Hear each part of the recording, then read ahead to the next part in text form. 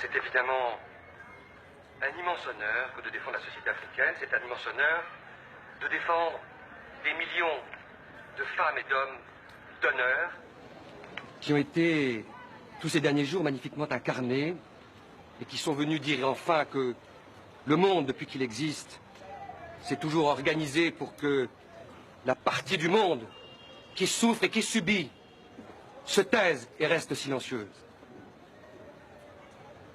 Et pour que le continent africain reste silencieux dans sa souffrance, il faut évidemment des gardes-chiourmes.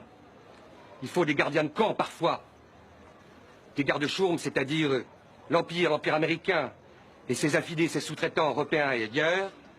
Il faut des docteurs Diafoirius, des docteurs Folamour, qui prescrivent des ordonnances qu'évidemment les Africains ne savent jamais lire et ne respectent jamais.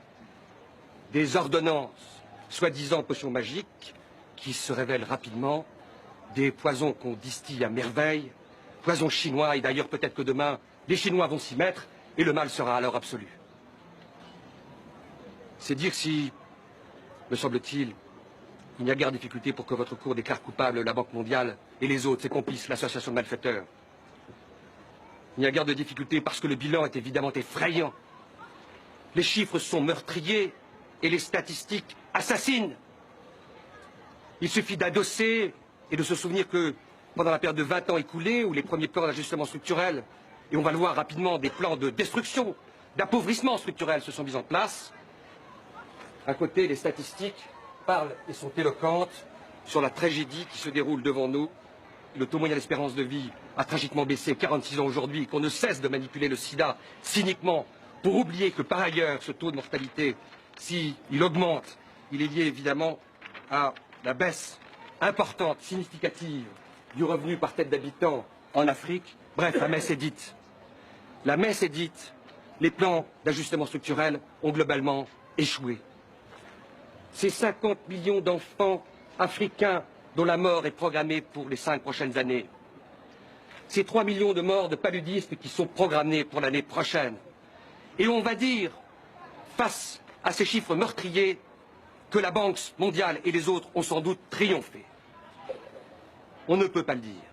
Et on ne le dira pas.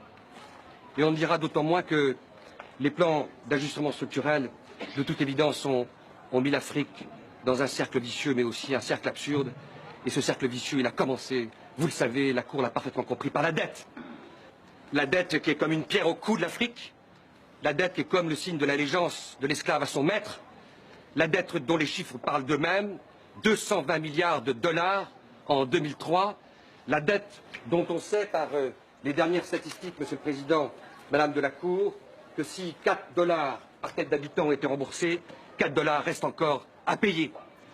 Et que de toute évidence, cette dette, elle a mis à genoux et elle met à genoux l'Afrique parce qu'elle lui vole sa souveraineté financière et son indépendance économique. Elle a mis à genoux l'Afrique parce qu'elle a démantelé sa fonction publique.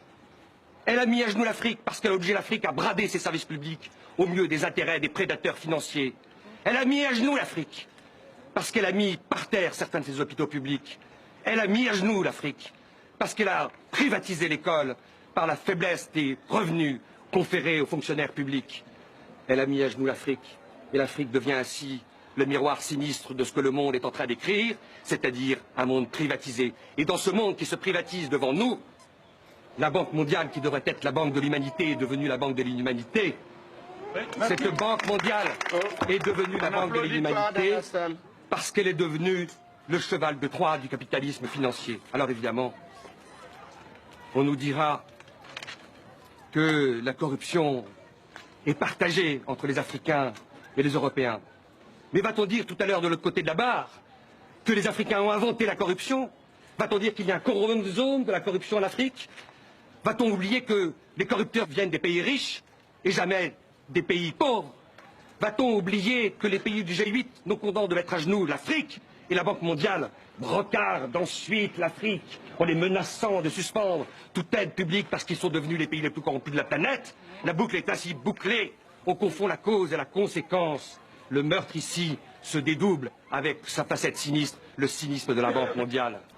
Alors, loin de nous l'idée, Monsieur le Président, Madame, Monsieur, de prétendre que la Banque mondiale Comme le dieu Moloch se nourrit des enfants africains, loin de nous l'idée de dire que la Banque mondiale déteste le potable et le rail public. Évidemment que la Banque mondiale n'est pas animée par un instinct de meurtre. Et la Banque mondiale est simplement la pierre cardinale, le centre de gravité de ce capitalisme qui a perdu la tête parce qu'il est devenu un capitalisme financier, un capitalisme prédateur, c'est-à-dire un capitalisme qui ignore l'intérêt général pour organiser ce qu'il souhaite par-dessus tout, fabriquer des profits à perpétuité. Car la Banque mondiale cherche évidemment de temps à autre à s'humaniser. Et je vais donner un exemple de l'humanisation formidable de la Banque mondiale.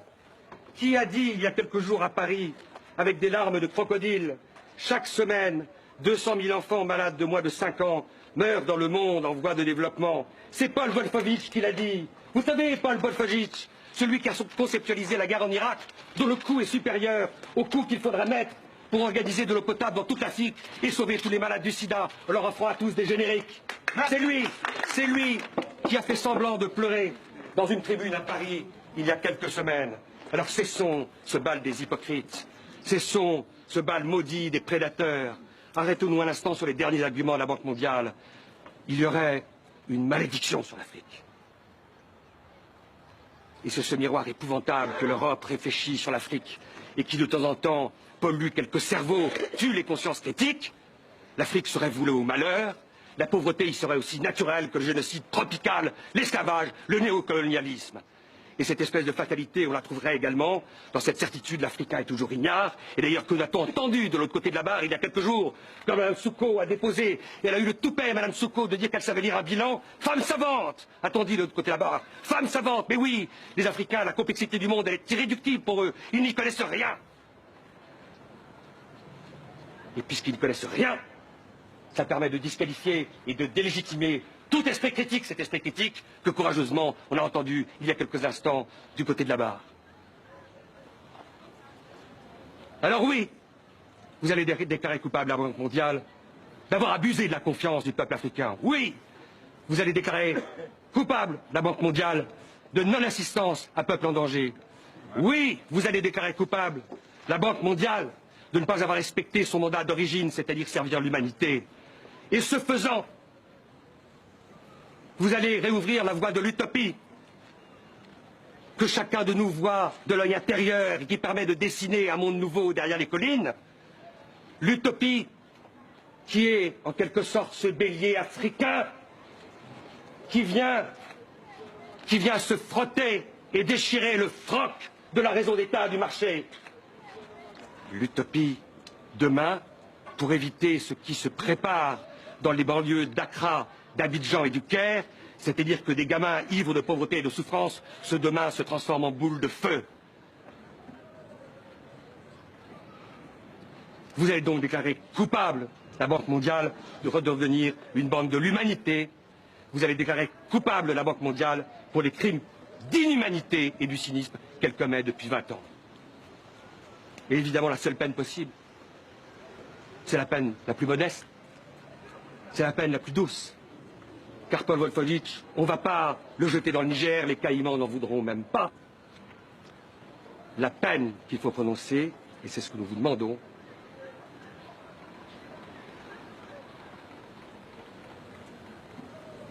c'est des travaux d'intérêt général pour l'humanité à perpétuité.